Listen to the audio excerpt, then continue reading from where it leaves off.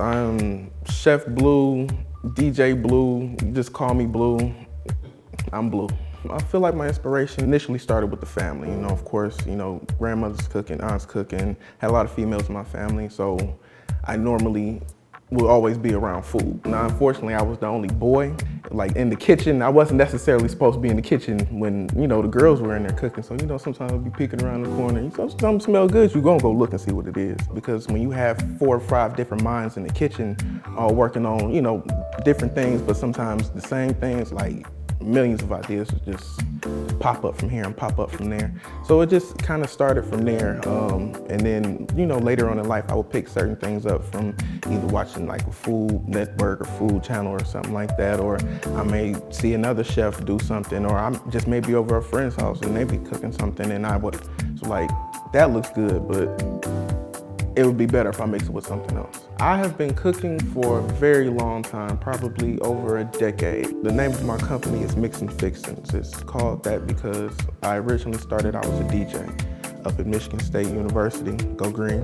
When I started DJing there, I was also cooking, but it was more or less for like Instagram type of thing. I would just be making something, or I would see something and say, oh, I can do this, or I can flip it and do that. And I would post the pictures, and eventually somebody offered me some money for a plate and ended up making an exchange, and I just decided, hey, I'm about to incorporate this into the things that I do.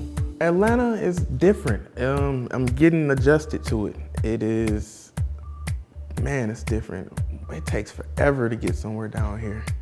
You guys got tax on your food. I'm not a fan of that either. I'm used to Michigan. You can go to the supermarket, you in and out. Now I gotta add up 6 cents here. I ain't had to do all that in Michigan.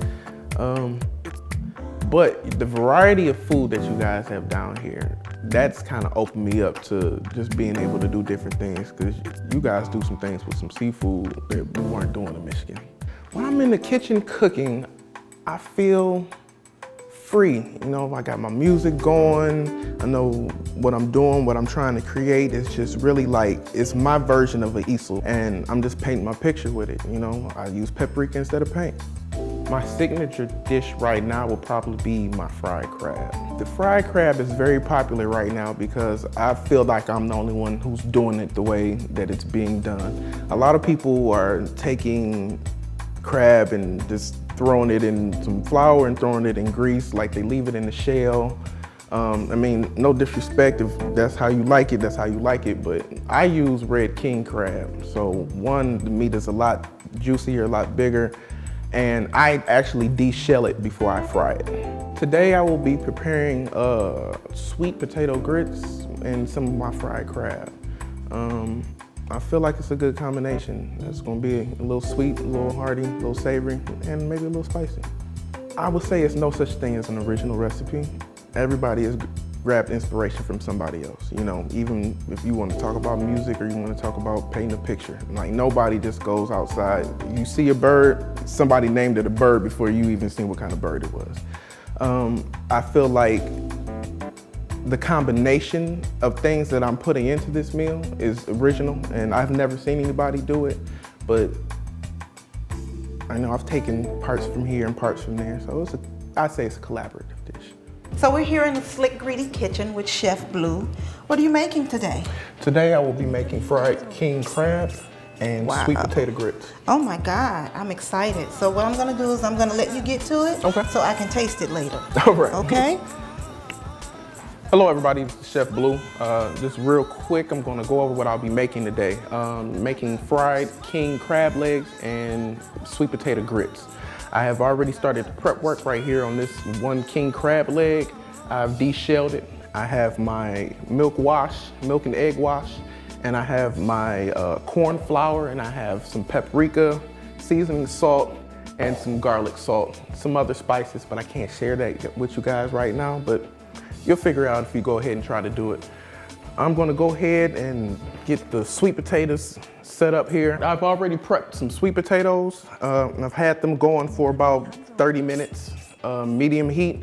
I just basically cut the sweet potatoes up. Well, first you skin them, you cut them up to about, I don't know, third pieces.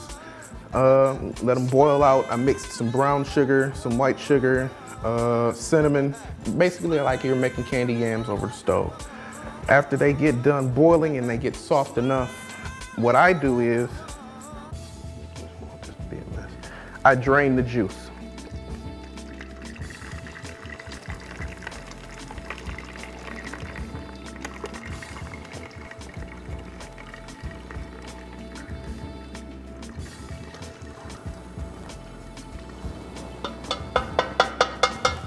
Was that a catastrophe? Spilled a little bit, but that happens. And we're gonna actually move this to the side and let that sit for a second. While that's cooling down, we're gonna go ahead and coat the crab meat.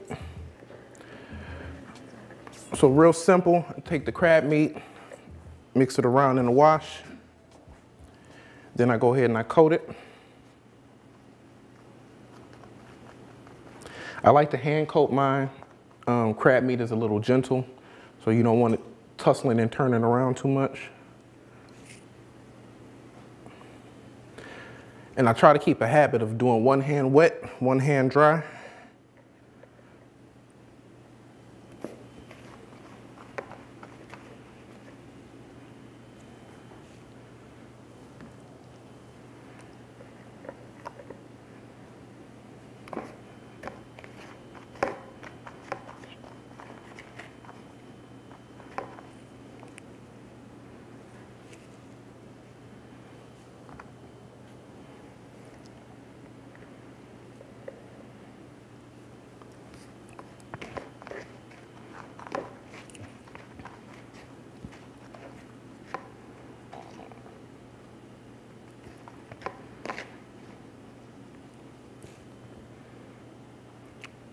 And let those set for 2 seconds. Make sure that the batter gets on there a little bit. I like to mash them a little bit and get some more of that juice out.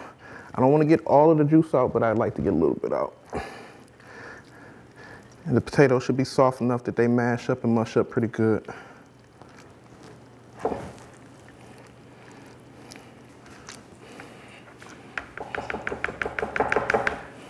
All right, and mash them up and put them back in the pot.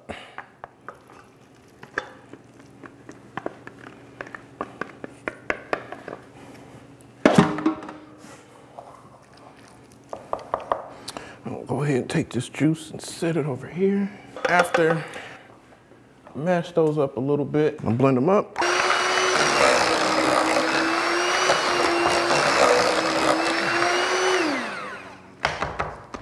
All right. After you mix it up, what I do is I grab a little half and half. Just a little dab. Get it nice and creamy.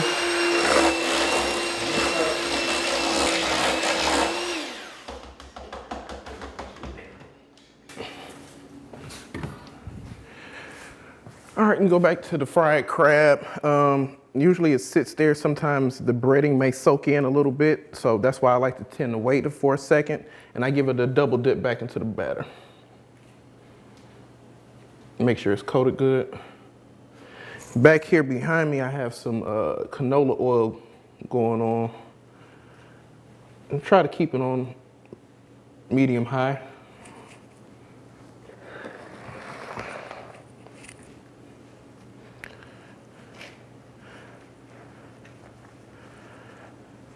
I always try to bread this with my hands. One reason, like I've already said, because the meat is very delicate, but the other reason is you get the batter on your hands so that you don't burn your fingers when you put it down into the grease. It's very hard to share recipes with people because I don't run around with a whole bunch of recipes just, you know, photocopied on my brain. So like, I get that a lot. Like people pull up, well, like, what's the recipe for that? Like, I have to like be in that zone to like know what I'm doing, I guess. Like I know everything off the top of my head, and when I get in the kitchen, like I know I need this, I need that, I need this, I need that. But to just sit here and tell somebody that's a totally different, you know, conversation, because I can sit here and like I know to cook it till it turns this color brown. You can't just tell somebody to cook it till it turns a certain color brown necessarily. They'll be looking at you stupid. So when I can get them out and, you know, be able to write them down, I'll share a couple of those that way. But then sometimes I'm just not gonna share. That's my bread and butter. So back here I have some canola oil going on right now. It should be about warm enough. And we're gonna go ahead and dip this crab.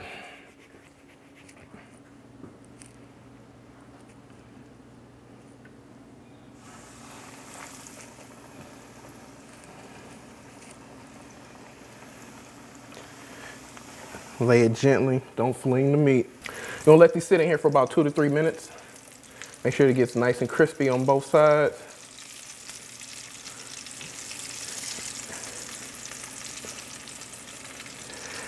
I also have the beginning of my grits over here.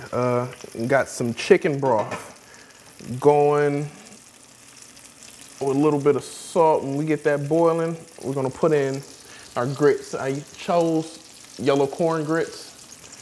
I think it blends nice with the sweet potatoes and the sweetness of it. Keep an eye on this crab.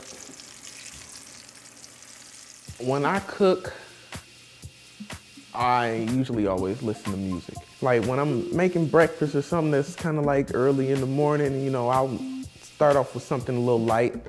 Maybe like a little Gap band, Morris Day and the Time, something kind of lively, you know, to wake me up or something like that. If I'm cooking in the middle of the day, I'm probably listening to something trap. I got Gunna going right now. If I do some old school hip hop, it'll probably be like some Outkast or something like that, or something East Coast. Like I do like some mob beats. But then it also kind of depends on what I'm making. Cause like when I bake, I don't like listening to hardcore music. Cause like when I listen to hardcore music, I kind of get into it a little bit too much. And sometimes you gotta be a little gentle with like cakes and stuff like that. So I might soften it up. I might go in my little R&B bag, pull out black. Or sometimes I'll listen to podcasts. I've been listening to a lot of podcasts lately. I know that's like real random, but I've been listening to the podcast, a lot of food truck podcasts. I didn't know it was a lot of food truck podcasts. All right, it's been sitting here, it's pretty brown. We'll go ahead and get this out.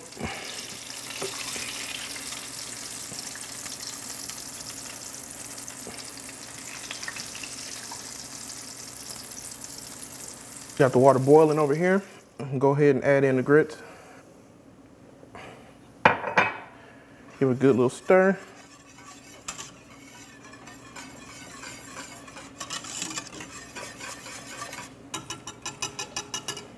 Just let that cook up for a little bit. All right, I'm gonna take the sweet potato and we're just gonna dump that in there.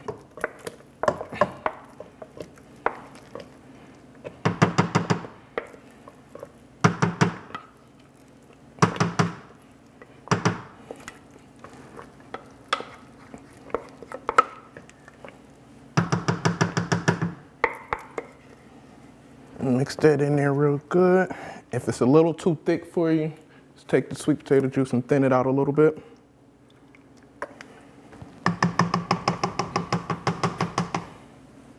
And for extra measure, even after I whisk it a little bit, I like to blend it.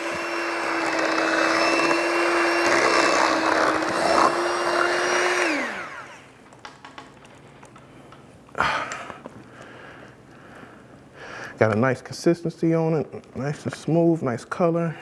The people who prepare the holiday meals in my family would be like my aunts, my sisters. It's usually female based. Just go ahead and place the fried crab on top of the grits, however you deem fit. They try to get me in the kitchen, I try to run, honestly. I'm the only dude that's welcome in the kitchen during that time, so all of the other men get to go watch football, and I'm usually the one getting called into the kitchen, or hey, come taste this, to try to trick me to coming in the kitchen. The next thing you know, I'm stirring some beans or something like that. It's kind of interesting, actually. But usually the elder women of my family do the cooking. Now, there's a couple different garnishes that sometimes I use sometimes I use orange peels, sometimes I use greens such as parsley or whatnot, but I've come to find out that the best is just a little squirt of the syrup. And you're actually all set to go. So I have been patiently waiting and tapping my feet for this. I am ready. So what do we have here again? Also, we have the fried crab with sweet potato grits. Oh, The God. spoon is actually in front of you. Let me get in here and grab the spoon for you real I'm quick. ready. Go ahead and grab your spoon. I'll get me Or fork, or whatever you want to fork. use. And let me dig in here. Go ahead and get a scoop of that. So this is the sweet potato grits? Yes, ma'am. Okay, is this your creation or? For the most part, yes. Okay. Oh my God. That's delicious. That is delicious. Get a bite of that crab too. So, quick note, king crab is my favorite. Okay. So I love you already. So we're gonna go ahead and. Let's spread it on. She's doing the dance. I think I won. With this. Okay, that's delicious. But let's not take my word for it. Let the crew come in and taste.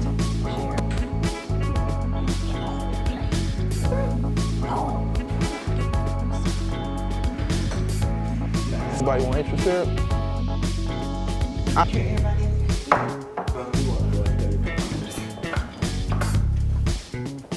Had no milk, no chocolate milk.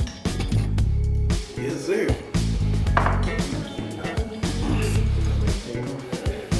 Thoughts? No, that's something I brought back. Oh, hospital. They fish with that. I plan on coming back to Atlanta and hopefully opening up my food truck. That's my next goal for being down in Georgia. I want to get that up and running, and then I'll have the fried crab on there. Hopefully I'll be able to run the whole state. Me personally, I think I would enjoy it more and it wouldn't feel like a job necessarily when I get a little bit of the interaction with actually dealing with the customers versus me just being in like a kitchen in the back, you know, and somebody not being able to, you know, be like, hey, that's Chef so-and-so. I'll at least be able to, you know, stick my hand out of the window, you know, say, hey, how you doing? Ask somebody if they enjoyed the meal or something like that. I feel like it's more of an interactive experience coming from the food truck perspective. Man, that was delicious. So that brings this Chef Conversations to a close with Chef Blu in the Slick Greedy Kitchens. Good times, good people, good food.